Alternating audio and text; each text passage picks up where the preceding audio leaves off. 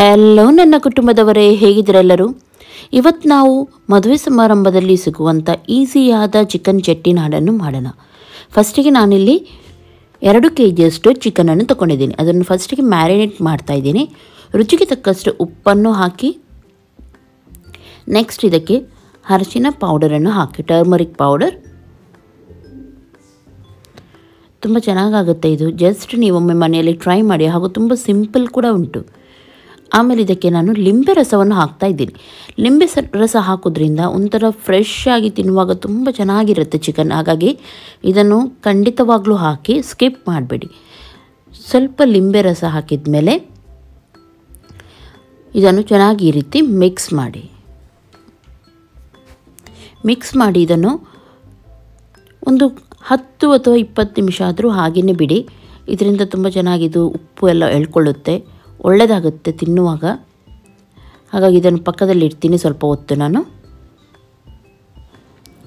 Okay, ಇವಾಗ ಒಂದು ಪಾತ್ರೆ ತಗೊಂಡಿದ್ದೀನಿ. ಅದರಲ್ಲಿ ನಾನು ಫಸ್ಟಿಗೆ ಸ್ವಲ್ಪ ತುಪ್ಪ ಹಾಗೂ ಸ್ವಲ್ಪ ತೆಂಗಿನೆಣ್ಣೆ 2 ಕೂಡ ಕರೆಕ್ಟಾಗಿ ತಗೊಂಡಿದ್ದೀನಿ. 1 ಸ್ಪೂನಷ್ಟು ಗೀ ಹಾಗೂ 1 ಸ್ಪೂನಷ್ಟು ಕೊಕೊನಟ್ ಆಯಿಲ್.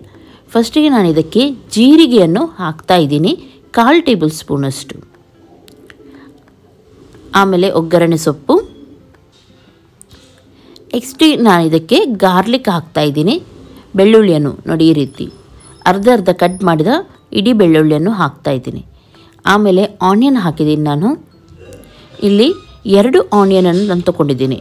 2 ನೀರುಳ್ಳಿಯನ್ನು ತೊಗೊಂಡಿದ್ದೀನಿ. ಇದನ್ನು ಸ್ವಲ್ಪ ಕೆಂಪಾಗುವವರೆಗೂ, ತುಂಬ ಅಲ್ಲ, ಸ್ವಲ್ಪ ಕೆಂಪಾಗುವವರೆಗೂ ಫ್ರೈ ಮಾಡಿ. ಓಕೆ ನೋಡಿ, ಇವಾಗ ಸ್ವಲ್ಪ ಟರ್ನ್ ಆಗಿದೆ ಇದರ ಕಲರ್. ಇವಾಗ ನಾನು ಇದಕ್ಕೆ ಹಸಿಮೆಣಸು ಹಾಗೂ ಜಿಂಜರ್, ಶುಂಠಿಯನ್ನು ಹಾಕ್ತಾ ಇದ್ದೀನಿ. ಆಮೇಲೆ ಇದಕ್ಕೆ ನಾನು ನೋಡಿ ಗ್ರೈಂಡ್ ಮಾಡಿದ ಚಿಲ್ಲಿ ಪೇಸ್ಟ್ ಅಂತ ಹೇಳ್ತೀವಿ ನೋಡಿ, ಅದನ್ನು ಹಾಕ್ತಾ ಇದ್ದೀನಿ. ಒಣಮೆಣಸನ್ನು ಸ್ವಲ್ಪ ಮಿಕ್ಸಿಯಲ್ಲಿ ಹಾಕಿ ನೀರು ಹಾಕಿ ಸ್ವಲ್ಪ ಈ ರೀತಿ ದಪ್ಪವಾಗಿ ಗ್ರೈಂಡ್ ಮಾಡಿದರೆ ಆಯಿತು. ಕಲ್ಲಲ್ಲಿ ಆದರೆ ಕಲ್ಲಲ್ಲಿ ನೀವು ಇಡ್ಬೋದು. ನಿಮಗೆ ಖಾರಕ್ಕನುಗುಣವಾಗಿ ನೀವು ಚಿಲ್ಲಿ ಪೇಸ್ಟನ್ನು ಆ್ಯಡ್ ಮಾಡ್ಬೋದು. ಇದು ಅಷ್ಟು ಖಾರ ಇಲ್ಲವಾದ್ದರಿಂದ ನಾನಿಲ್ಲಿ ದೊಡ್ಡ 1 ಕಪ್ಪಷ್ಟು ಇದಕ್ಕೆ ಆ್ಯಡ್ ಮಾಡಿದ್ದೀನಿ. ಓಕೆ, ಇವಾಗ ಕೊತ್ತಂಬರಿ ಪೌಡರ್, ಆಮೇಲೆ ಗರಂ ಮಸಾಲ 2 ಕೂಡ ನಾನು ಹಾಕಿದ್ದೀನಿ.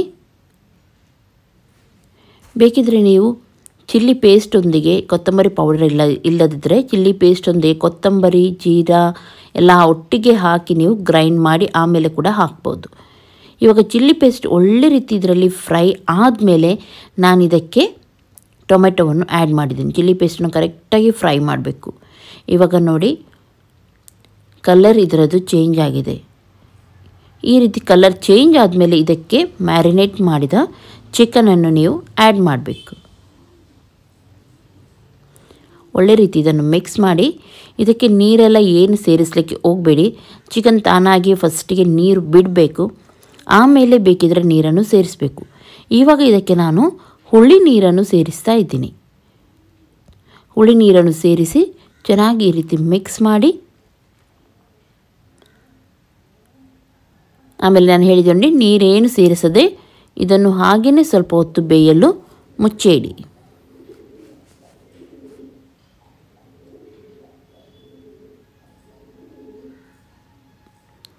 ಓಕೆ ನೋಡಿ, ಸ್ವಲ್ಪ ಹೊತ್ತು ಆಗಿದೆ. ಕರೆಕ್ಟಾಗಿ ಚಿಕನ್ ಇವಾಗ ಬೆಂದು ಬಂದಿದೆ. ಸೈಡಲ್ಲಿ ನೋಡ್ಬೋದು ನೀರೆಲ್ಲ ಉಂಟು. ನಿಮಗೆ ಇನ್ನೂ ಕೂಡ ಡ್ರೈ ಬೇಕಿದ್ದರೆ ಡ್ರೈ ನೀವು ಇಡ್ಬೋದು.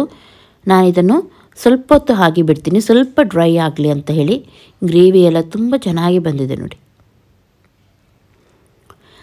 ಓಕೆ, ಇನ್ನೊಂದು ಸೈಡ್ ನಾನು ಇನ್ನೊಂದು ಪಾತ್ರೆಯಲ್ಲಿ ಸ್ವಲ್ಪ ಕೊಕೊನಟ್ ಆಯಿಲ್ ತೊಗೊಂಡಿದ್ದೀನಿ.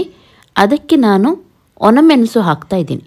ಎಲ್ಲಿ ಒಣಮೆಣಸು ಹಾಕಿ ಫುಲ್ಲು ಕೆಂಪಾಗೋವರೆಗೂ ನಾವು ಇದನ್ನು ಫ್ರೈ ಮಾಡಬೇಕು. ಫುಲ್ಲು ನೋಡಿ ಕೆಂಪಾಗಬೇಕು, ಕಪ್ಪು ಕಲರ್ಗೆ ಬರುತ್ತೆ ನೋಡಿ, ಅಷ್ಟು ಆಗೋವರೆಗೂ ಇದನ್ನು ನಾವು ಫ್ರೈ ಮಾಡಲಿಕ್ಕೆ ಉಂಟು. ಅರ್ಧೆಲ್ಲ ಕ್ರಿಸ್ಪಿ ಆಗಬೇಕಿದು ನೋಡಿ. ಈ ರೀತಿ ಕಪ್ಪಾಗ್ತಾ ಉಂಟು, ನೋಡ್ತಾ ಇದ್ದೀರಲ್ಲ, ಈ ರೀತಿ ಹೊಗೆ ಬಿಡಬೇಕು.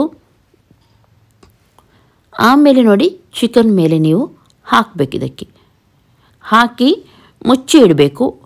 ಯಾವಾಗ ನಿಮಗೆ ಊಟದ ಟೈಮ್ ಆಗುತ್ತೆ ನೋಡಿ ಆವಾಗ ಸರ್ವ್ ಮಾಡಿದರೆ ಆಯಿತು. ನಾನು ಇವಾಗ ಮಿಕ್ಸ್ ಮಾಡಿ ತೋರಿಸ್ತಾ ಇದ್ದೀನಿ, ಯಾಕೆ ನಿಮಗೆ ತೋರಿಸ್ಲಿಕ್ಕೋಸ್ಕರ ಮಿಕ್ಸ್ ಮಾಡಿ ನಾನು ಇದನ್ನು ಸರ್ವ್ ಮಾಡ್ತಾ ಇದ್ದೀನಿ. ನೀವೇನು ಮಾಡಬೇಕಂದ್ರೆ ಒಣಮೆಣಸು ಹಾಕಿದ ತಕ್ಷಣ ಇದನ್ನು ಮುಚ್ಚಿಡಬೇಕು ಸ್ವಲ್ಪ ಹೊತ್ತು. ಆಮೇಲೆ ಮೇಲಿಂದ ಕೊತ್ತಂಬರಿ ಸೊಪ್ಪನ್ನು ಹಾಕಿ ಚಿಕನ್ ಚೆಟ್ಟಿನಾಡ್ ಇವಾಗ ರೆಡಿಯಾಗಿದೆ. ಈ ರೀತಿ ಒಮ್ಮೆ ಟ್ರೈ ಮಾಡಿ ನೋಡಿ, ಸಿಂಪಲ್ ಹಾಗೂ ಬೇಗನೆ ಆಗುವಂತೆ. ಇವಾಗ ನಾನಿಲ್ಲಿ ಸರ್ವ್ ಮಾಡ್ತಾ ಇದ್ದೀನಿ ಇದನ್ನು. ಓಕೆ, ಎಷ್ಟು ಎಮ್ಮೆಯಾಗಿ ಎಷ್ಟು ಚೆನ್ನಾಗಿ ಕಾಣುತ್ತೆ. ಇದು ಮೆಣಸು ಇದರಲ್ಲಿ ಇರುವಂಥದ್ದು ತಿನ್ನಲಿಕ್ಕೆ ತುಂಬ ಚೆನ್ನಾಗಾಗುತ್ತೆ. ಒಣಮೆಣಸದು ಲಾಸ್ಟಿಗೆ ನಾವು ಹಾಕಿದ್ವಿ ನೋಡಿ ರೈಸೊಂದಿಗೆ, ಆ ಮೆಣಸೊಂದು ಬೈಟ್ ತಿನ್ನುವಾಗ ಎಷ್ಟು ಚೆನ್ನಾಗಾಗುತ್ತೆ ಅಂದರೆ ಸಿಂಪಲಾಗಿ ತುಂಬ ಸೂಪರ್.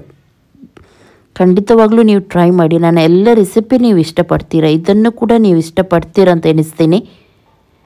ಇವತ್ತಿನ ಈ ರೆಸಿಪಿ ಇಷ್ಟ ಆದರೆ ಪ್ಲೀಸ್ ಲೈಕ್ ಮಾಡಿ, ನಿಮ್ಮ ಫ್ರೆಂಡ್ಸ್ ಜೊತೆ ಎಲ್ಲರ ಜೊತೆ ಶೇರ್ ಮಾಡಿ. ಹಾಗೂ ನನ್ನ ಚಾನಲ್ಗೆ ಇನ್ನೂ ಕೂಡ ಯಾರು ಸಬ್ಸ್ಕ್ರೈಬ್ ಮಾಡಲಿಲ್ಲ ನೋಡಿ, ಅವರು ಇವಾಗಲೇ ಸಬ್ಸ್ಕ್ರೈಬ್ ಮಾಡಿ, ಪಕ್ಕದಲ್ಲಿರುವ ಬೆಲ್ ಬಟನ್ ಕೂಡ ಕ್ಲಿಕ್ ಮಾಡಿ.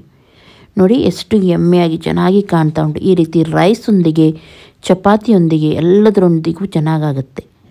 ಓಕೆ, ನಾಳೆ ಸಿಗ್ತೀನಿ ಒಳ್ಳೆ ಒಂದು ರೆಸಿಪಿಯೊಂದಿಗೆ. ತುಂಬ ಚೆನ್ನಾಗಿದೆ ಇದರ ರುಚಿ.